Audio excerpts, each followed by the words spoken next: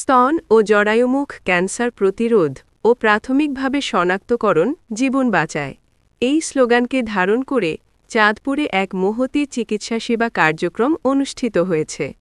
২৯ October বুধবার সকাল ৯টা থেকে ২৫০ শয্যা বিশিষ্ট চাঁদপুর জেনারেল হাসপাতালের বায়ারোমে বিনামূল্যে স্তন ও জরায়ুমুখ ক্যান্সারের পরীক্ষা এবং প্রাথমিক চিকিৎসা প্রদান করা হয়।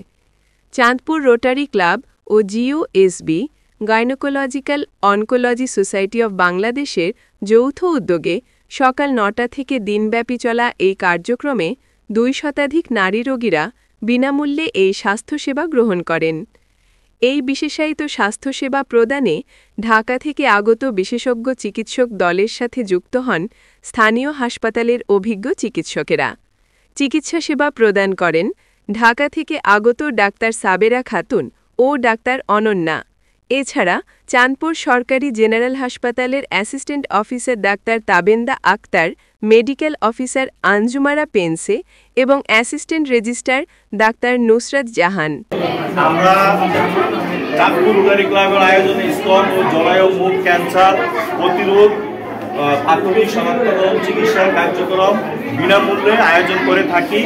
২৫০ বিশিষ্ট হাসপাতাল, সদর হাসপাতাল সহ এবং ঢাকা রোটারি ক্লাব সহ আজকে আমাদের মনে হয় রুগী প্রায় ৩৫০ থেকে ৪০০ পর্যন্ত রুগী হয়েছে। তো এখন আমরা মনে হয় আমাদের এই প্রজেক্টটা আবার করতে হবে, কারণ এতে আমরা অনেক রুগী সাড়া পেয়েছি।